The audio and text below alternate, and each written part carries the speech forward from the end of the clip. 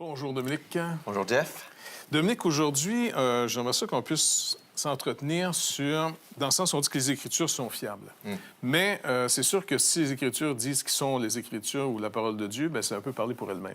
Est-ce qu'il y a d'autres sources en dehors des Écritures qui peuvent parler des mêmes événements ou, encore une fois, de ce que ça promettait ici dans le livre? Oui, absolument. On a des auteurs non chrétiens qui confirment certaines informations qu'on trouve dans les évangiles.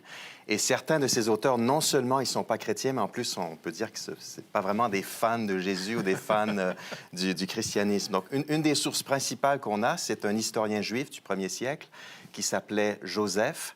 Et il écrit à la fin du 1er siècle, donc en 93 à peu près. Il y a deux textes chez Joseph qui parlent de Jésus. Un texte qui est un peu contesté parce que des gens disent que le texte a été modifié par les chrétiens. Donc on le met de côté. Mais il y a un deuxième texte très important dans lequel Joseph nous parle de Jacques, le frère de Jésus. Et dans ce passage, il nous dit que Jésus était appelé le Christ. Ça, c'est intéressant. Tu peux-tu, pour nos auditeurs qui ne sont pas habitués d'entendre que Jésus avait un frère qui s'appelait Jacques? Oui, tout à fait. Et bien, cette information, elle est justement confirmée dans les évangiles. Donc, Marie a eu des enfants par la suite. Parce qu'elle n'a pas connu Joseph, dans le sens où elle n'a pas couché, n'a eu une relation sexuelle avec son mari, tant Jésus était son que fils aîné. Jésus n'était pas né. Mais donc, c'était jusqu'à ce qu'il ait eu l'enfant. Après, Oui. en d'autres mots, c'est un mariage normal.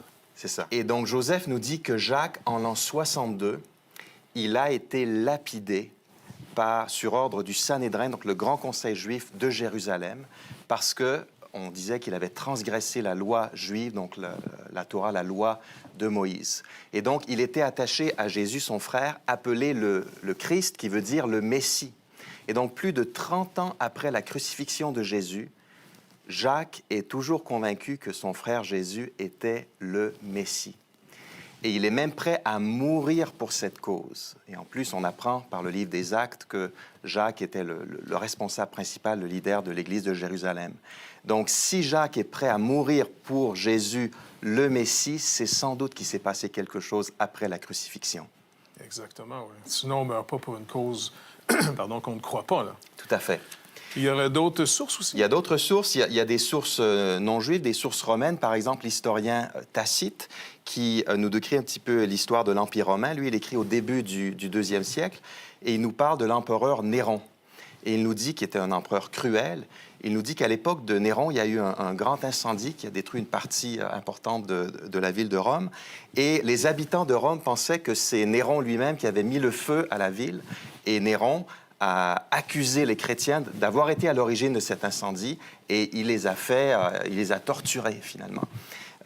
Et donc, il nous décrit ce mouvement chrétien de l'époque donc de l'incendie en l'an 64. Il nous dit qu'à Rome, il y avait une grande multitude de chrétiens à cette époque-là qui ont été prêts, encore une fois, à mourir pour leur foi puisqu'ils ont été persécutés par Néron. Donc, ils n'ont pas renié leur foi chrétienne. Ils étaient prêts à mourir pour ce Jésus appelé Christ. Et Tacite donc, nous dit que Christ avait été mis à mort par Pilate à l'époque de Tibère. C'est exactement ce que nous disent les évangiles. Donc, c'est déjà deux sources externes aux Écritures qui nous donnent encore de valider ce qu'on croit ici. Tout à fait. Chose intéressante, c'est que le Seigneur a permis que ses premiers disciples, jusqu'à aujourd'hui en passant, mais principalement les 200-300 premières années, beaucoup sont morts pour leur foi. Donc, c'était pas simplement une religion pour améliorer ta petite vie présente. Non. Parce que tu payais cher des fois d'y croire. Hein? Et ça suggère vraiment qu'il s'est passé quelque chose après la crucifixion. Et nous, chrétiens, croyons que c'est la résurrection de Jésus qui a tout changé pour ces personnes et qu'elles ont été prêtes à mourir pour leur Sauveur, Jésus-Christ.